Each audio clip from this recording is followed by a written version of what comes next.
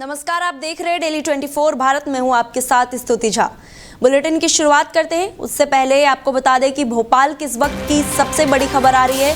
भोपाल की बड़ी झील किनारे एक अभियान शुरू किया गया है। पीला पंजा अभियान में बुलडोजर से अतिक्रमण हटाए जाएंगे। भदा इलाके में प्रशासन ने 9 दुकानों पर कार्रवाई की है। भोज वेटलैंड रूल्स के तहत अवैध निर्माण हटाया जाएगा। झील का संरक्षण और पर्यावरण संतुलन में प्रमुख उद्देश्य दिए गए हैं। आपको बता दें, भोपाल शहर की पहचान बनी बड़ी झील के किनारे अतिक्रमण के खिलाफ प्रशासन ने अभियान शुरू किया है। 6 अप्रैल से चलाए गए पीला पंजा अभियान में बुलडोजर कार्रवाई शुरू हो गई है। यह अभियान 21 अप्रैल तक चलेगा और कुल मिलाकर 15 दिनों में 347 अतिक्रमण हटाए जाएंगे, जो झील के पुल टेंट लेवल के 50 मीटर के दायरे में आते हैं। पहले दिन भदा इलाके में बुलडोजर ने 9 दुकानों को हटाया है। कार्रवाई के दौरान बड़ी संख्या में पुलिस बल तैनात रहा।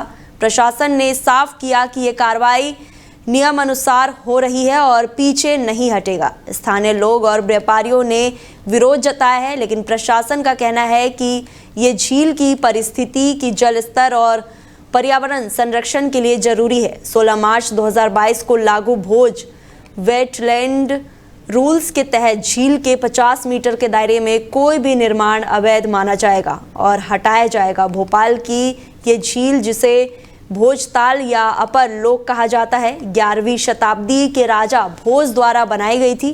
ये झील शहर का प्रमुख जल स्रोत है और 2002 में इसे रामसर साइट का दर्जा मिला था। यहाँ बोट क्लब, वाटर स्पोर्ट्स और खूबसूरत दृश्य पर्यटकों को आकर्षित करते हैं। वहीं प्रधानमंत्री नरेंद्र मोदी ने बीजेपी के स्थापना दिवस के अवसर पर अपने संदेश में कहा कि देश की जनता है कि बीजेपी हर चुनौती का सामना ईमानदारी और समर्पण के साथ करती रही और आगे भी करेगी। उन्होंने पार्टी की उपलब्धियों का जिक्र करते हुए बताया कि अंग्रेजों के समय के सैकड़ों काले कानूनों का अंत, लोकतंत्र के लिए नए संसद भवन का निर्माण, सामान्य समाज के गरीबों के लिए 10% आरक्षण, 3 तलाक पर रोक के लिए कानून बनाना, सीए और अयोध्या में राम मंदिर का निर्माण ऐसे काम में जो पार्टी की ईमानदार कोशिशों का नतीजा है। प्रधानमंत्री ने कहा कि पार्टी का मिशन अब जारी है। आज देश में यूनिफॉर्म सिविल कोड और वन नेशन इलेक्शन जैसे विषयों पर गंभीर चर्चा हो रही है। उनका लक्ष्य एक विकसित और आत्मनिर्भर भारत बनाना है और इसके लिए बिना किसी स्वार्थ के काम किया जाएगा। प्रधानमंत्री मोदी ने बताया कि बीजेपी कुछ सालों में अपने 50 साल पूरे करने जा रही है, जो पार्टी और कार्यकर्ताओं के लिए प्रेरणा का स्रोत है। उन्होंने कहा कि बदलती टेक्नोलॉजी के दौर में नए लक्ष्यों को हासिल करने के लिए खुद को पूरी तरह झोंकना होगा। प्रधानमंत्री ने अपने करोड़ों कार्यकर्ताओं को बीजेपी स्थापना दिवस पर शुभकामनाएं भी दी। देश जानता है हर चुनौतियों का सामना करने के लिए भारतीय जनता पार्टी ईमानदारी से कोशिश करती है। आज भी करते हैं, आगे भी करते हैं।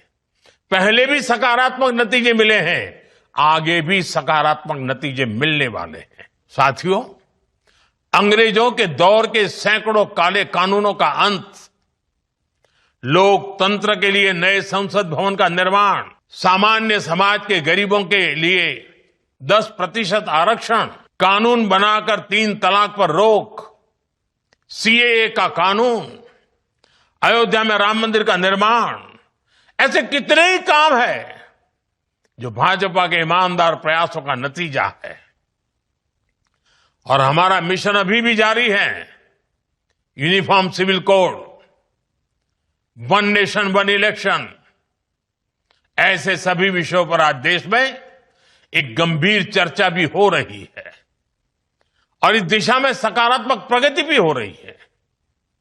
साथियों, हमारा लक्ष्य है विकसित भारत का निर्माण, आत्मनिर्भर भारत का निर्माण, और इस लक्ष्य की प्राप्ति के लिए हम निस्वार्थ भाव से लगे रहेंगे। साथियों, कुछ ही वर्षों में भाजपा अपने 50 वर्ष पूरे करने जा रही है। ये बहुत बड़ा पड़ाव है, बहुत बड़ी प्रेरणा है। हमें नए लक्ष्यों का मंथन भी करना है और बदलती टेक्नोलॉजी के इस जमाने में खुद को डालना भी है। मैं एक बार फिर अपने करोड़ों कार्यकर्ताओं को भाजपा स्थापना दिवस की अनेक अनेक शुभकामनाएं देता हूं। वहीं आपको बता दें, दिल्ली से इस वक्त की सबसे बड़ी खबर आ रही है। रामजस और मिरांडा कॉलेज को बम से उड़ाने की धमकी मिली है। ईमेल के जरिए कॉलेज को बम से उड़ाने की धमकी मिली है। दोनों कॉलेज कैंपस परिसर को खाली कराया गया। बम स्क्वाड और डॉग स्क्वाड टीम मौके पर मौजूद रही। दिल्ली के राम जस कॉलेज और मिरांडा हाउस कॉलेज को आज ईमेल के जरिए बम से उड़ाने की धमकी मिली। धमकी मिलते ही प्रशासन ने तुरंत दोनों कॉलेज के कैंपस को खाली कराया। घटना की जानकारी मिलते ही बम स्क्वाड और डॉग स्क्वाड मौके पर पहुंचा और कॉलेज परिसरों की सुरक्षा जांच शुरू कर दी। छात्रों और स्टाफ को सुरक्षित स्थानों पर ले जाया गया। पुलिस और कॉलेज प्रशासन ने कहा कि धमकी की गंभीरता से जांच की जा रही है। अधिकारियों का कहना है कि किसी भी संभावित खतरे से निपटने के लिए सभी सुरक्षा इंतजाम को सख्ती से लागू किया जाएगा। आपको बता दें कि दिल्ली में पहले भी कई कॉलेज और स्कूल्स को बम से उड़ाने की धमकी मिल चुकी है। आपको बता दें कि दिल्ली में 2 कॉलेज को बम से उड़ाने की धमकी मिली है। मौके पर बम स्क्वाड और डॉग स्क्वाड को भेजा गया है और कॉलेज परिसर को खाली कराया गया है। कॉलेज से छात्रों को सुरक्षित बाहर निकाल दिया गया है। वहीं दिल्ली में आज पश्चिम बंगाल, ओडिशा, तमिलनाडु और अन्य राज्य से चुने गए नए राज्यसभा सांसदों ने सदस्य के रूप में शपथ ली है। इस मौके पर एनसीपी और एससीपी प्रमुख शरद पवार, केंद्रीय मंत्री रामदास अठवले और डीएमके के तिरुचि शिवा समेत कई अन्य नेताओं ने भी शपथ ग्रहण की है। शपथ लेने वाले सांसद अब आधिकारिक तौर पर राज्यसभा में भाग लेने और कानून बनाने की प्रक्रिया में शामिल होंगे। संसद में शपथ ग्रहण की ये प्रक्रिया लोकतांत्रिक संस्थाओं की मजबूती और राज्य के प्रतिनिधित्व को सुनिश्चित करती है। वहीं अलीगढ़ में राष्ट्रवादी छात्र संगठन ने निजी प्रकाशकों की महंगी किताबों और प्राइवेट स्कूलों की मनमानी के विरोध में प्रदर्शन किया है। छात्रों ने निजी जिला मुख्यालय का रुख किया है और हाथों में पोस्टर लेकर अपनी मांगों में नाराजगी जताई है। उनका कहना था कि शिक्षा महंगी होती जा रही है और सामान्य परिवार के छात्र इसका बोझ नहीं उठा पा रहे हैं। इस प्रदर्शन के दौरान छात्र संगठन ने अधिकारियों से आग्रह किया कि शिक्षा को सुलभ और किफायती बनाया जाए। संगठन ने ये भी चेतावनी दी कि अगर उनकी मांगों पर ध्यान नहीं दिया गया तो और बड़े प्रदर्शन किए जाएंगे। आज हम लोगों ने माननीय डीएम साहब को जो है ज्ञापन दिया है, जिसमें हमारी मुख्य मांग है कि जिले भर में जो डीएम साहब के द्वारा 28 तारीख को एक नोटिस जारी किया गया था, जिसमें कि सभी यूपी बोर्ड, सीबीएसई बोर्ड एवं आईसीएसई बोर्ड के मान्यता प्राप्त सभी विद्यालय एनसीईआरटी कोर्स जो उनमें लागू होना चाहिए। किंतु आज 6 तारीख हो चुकी है, बीते 9 दिनों के अंतराल किसी भी स्कूल संचालक के द्वारा एनसीईआरटी कोर्स लागू नहीं हुआ है। अभी तो इन शिक्षा माफियाओं के द्वारा, स्कूल संचालकों के द्वारा जो है अपनी निजी प्रकाशकों के द्वारा अपनी निजी दुकानों से छात्र छात्राओं को वहां पर भेजकर जो है उनसे ठगी की जा रही है। यानी कक्षा 1 में पढ़ने वाला अगर कोई छात्र है तो उससे 12,000 रुपए वसूले जा रहे हैं शिक्षा के नाम पर, 15,000 रुपए वसूले जा रहे हैं। एक पुस्तक की कीमत 800 रुपए, 900 रुपए, 1200 रुपए। यानी कि इन लोगों का ये कहना है कि अगर आप हमारे विद्यालय में पढ़ेंगे तो सॉक्स भी हम इससे खरीदेंगे। सॉक्स पर भी नाम बकायदा, टाइयों के नाम पर अवैध वसूली, जूतों के नाम पर अवैध वसूली। तो कहीं ना कहीं ये शिक्षा के नाम पर ये लोग जो है शिक्षा माफिया है, शिक्षा के नाम पर चोरियां कर रहे हैं। निश्चित रूप से ऐसे लोगों पर कार्रवाई होनी चाहिए। और हम लोगों ने ज्ञापन में भी जो है लिखा है कि अगर 72 घंटे के अंतराल में अगर इन लोगों ने जो है एनसीईआरटी कोर्स लागू नहीं किया और डीएम साहब के द्वारा पीछे 9 दिनों के अंतराल में जो इन स्कूल संचालकों पर कार्रवाई नहीं की गई, जिन लोगों ने अपने विद्यालय में अपनी निजी प्रकाशकों की पुस्तकें लागू की हैं, तो 72 घंटे के बाद राष्ट्रवादी छात्र संगठन के सभी पदाधिकारी डीएम ऑफिस पर अनिश्चितकालीन धरने देने को बाध्य होंगे।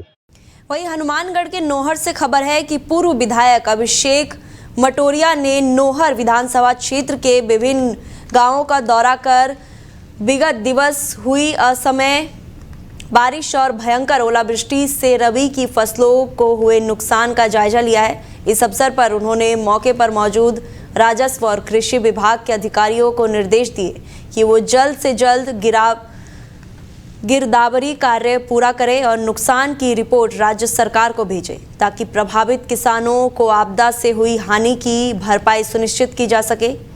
मटोरिया ने बताया कि इस निरीक्षण में कृषि और राजस्व विभाग की पूरी टीम मौके पर मौजूद रही। ओलावृष्टि से प्रभावित किसानों से अपील की गई है कि जब तक गिरदावरी पूरी नहीं हो जाती तब तक अपने खेत और यथास्थिति के अनुसार रिपोर्ट दर्ज कराएं।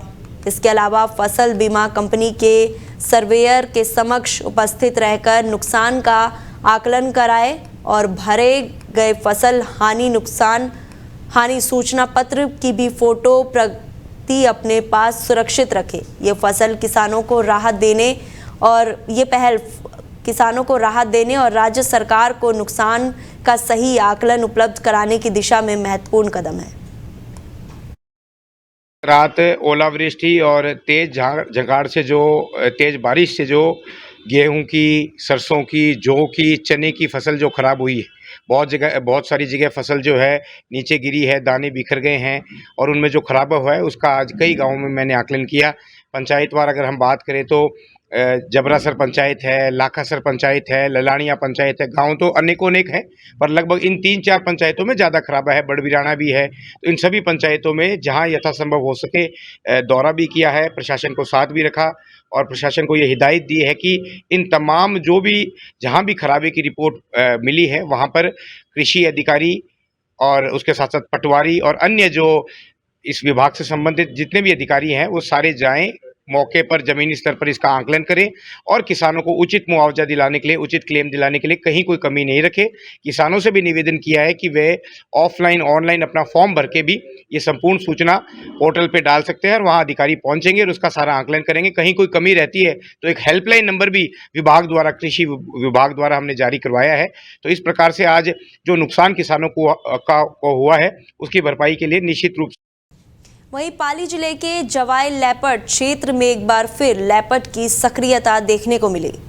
वसीलपुर से जवाई मार्ग पर हिल स्ट्रीट के पास मादा लेपर्ड के मूवमेंट ने इलाके में दहशत पैदा कर दी है। प्रत्यक्षदर्शियों के अनुसार क्षेत्र में घूम रहे 3 कुत्तों पर लेपर्ड ने अचानक हमला किया और एक कुत्ते को शिकार बनाने की कोशिश की। हालांकि कुत्तों ने सतर्कता और एकजुटता दिखाई जिससे लेपर्ड पीछे हट गया। बताया जा रहा है कि कुछ समय पहले ब्रह्माणी माता मंदिर के पास लेपर्ड ने एक बकरे का शिकार किया था। उसी शिकार के अवशेष के पास कुत्ते पहुंच गए थे। तभी लेपर्ड दोबारा मौके पर लौट आए और आमना सामना हुआ। कुछ देर तक तनावपूर्ण स्थिति बनी रही, लेकिन कुत्तों की सक्रियता के चलते लेपर्ड शिकार करने में असफल रहा। वाणिज्य क्षेत्र में बढ़ती लेपर्ड गतिविधियों को देखते हुए स्थानीय लोग को सतर्क रहने की सलाह दी गई है।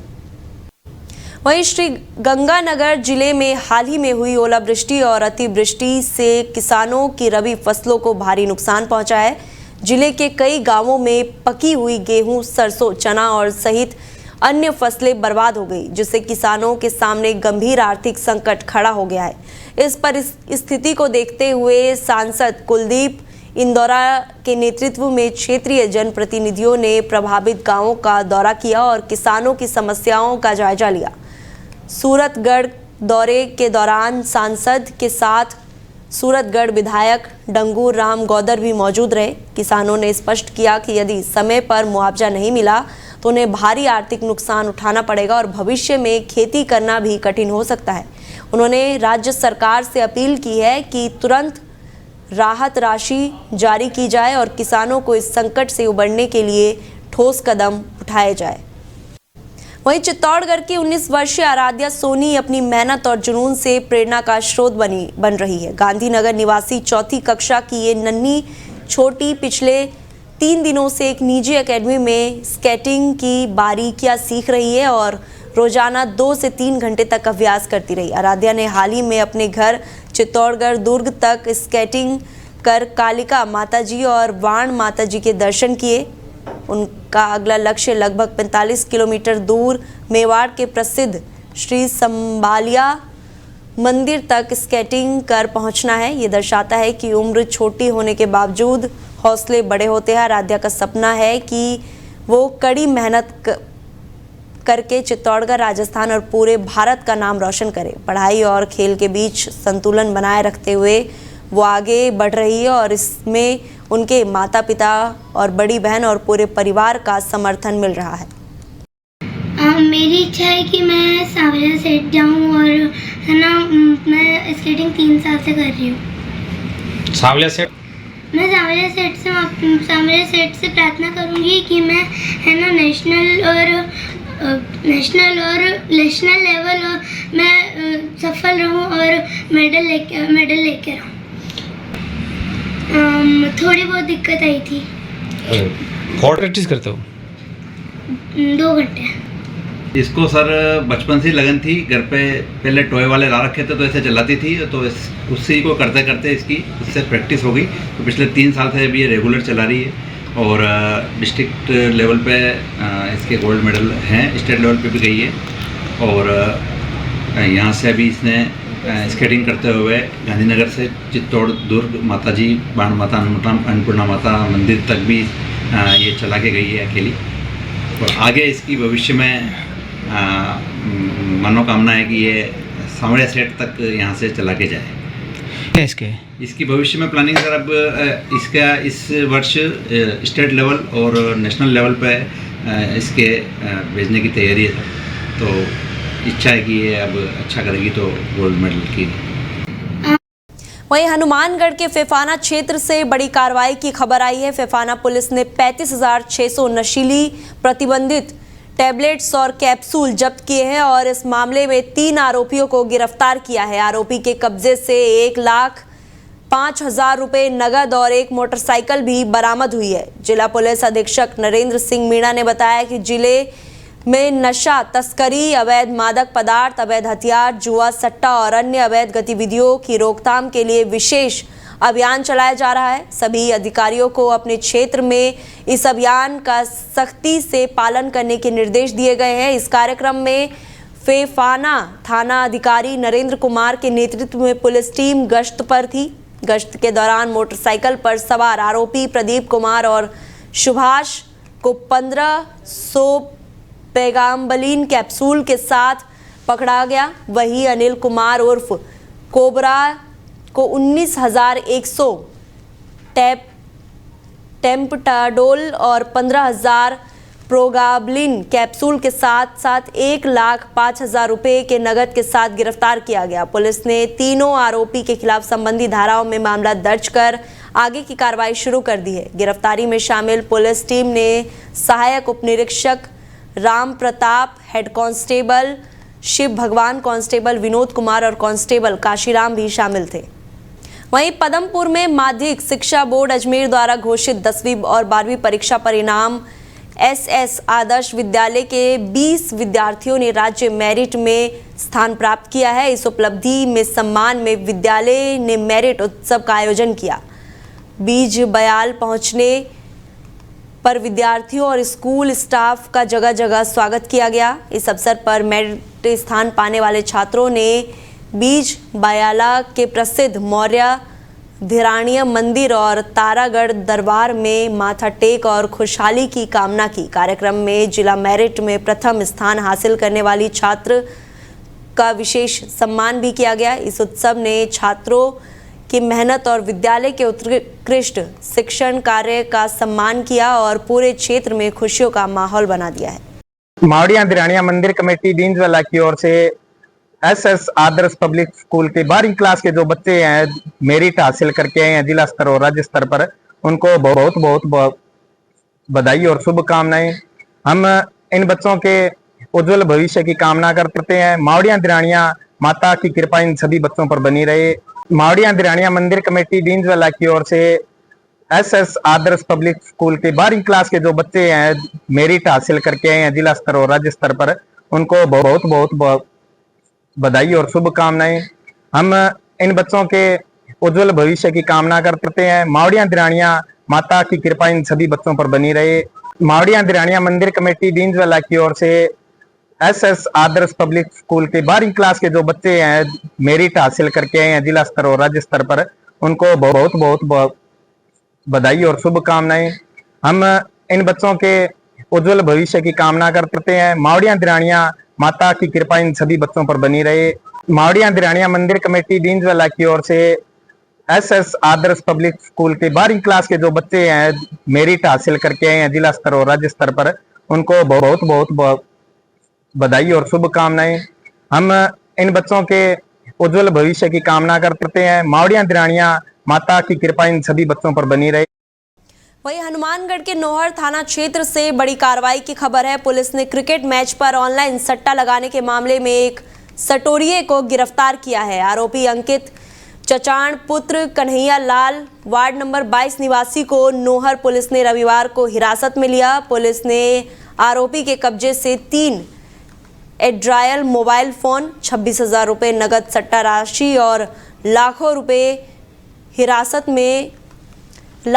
के हिसाब किताब बरामद किए गए। एसपी नरेंद्र सिंह मीना ने बताया कि जिले में नशा तस्करी, अवैध मादक पदार्थ, अवैध हथियार, सट्टा, जुआ और अन्य अपराधों में अंकुश लगाने के लिए विशेष अभियान चलाया गया है। सभी अधिकारियों को अपने क्षेत्र में सख्ती से कार्रवाई करने के निर्देश दिए गए। नोहर थाना के सब इंस्पेक्टर पृथ्वी सिंह नरूका के नेतृत्व में टीम ने गश्त के दौरान आरोपी को पकड़कर मामला दर्ज किया। आरोपी ऑनलाइन क्रिकेट मैच पर दाव लगाकर सट्टा खेल रहा था। पुलिस ने जांच शुरू कर दी है और अब इस नेटवर्क से जुड़े अन्य लोगों की तलाश की जा रही है।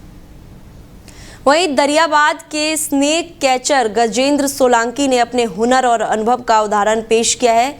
प्रताप रिसोर्ट के समीप कॉलोनी में एक निजी मकान में सायन कक्ष के पलंग के नीचे छुपा 4 फीट लंबा मॉनिटर लिजार्ड सुरक्षित और जिंदा पकड़ा गया। सोलंकी ने इसे जोखिम भरे काम के बाद जंगल में छोड़कर स्वतंत्र विचार के लिए सुरक्षित किया।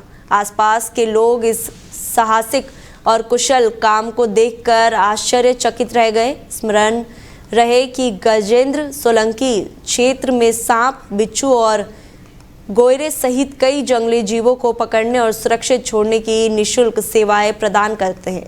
सभी जीवों को जंगल में जाकर स्वतंत्र रूप से विचरण करने के लिए छोड़ देते हैं, जिसमें जीवों की सुरक्षा और प्राकृतिक संतुलन बना रहे। फिलहाल बुलेटिन में इतना ही। आप देखते रहिए डेली 24 भारत। नमस्कार।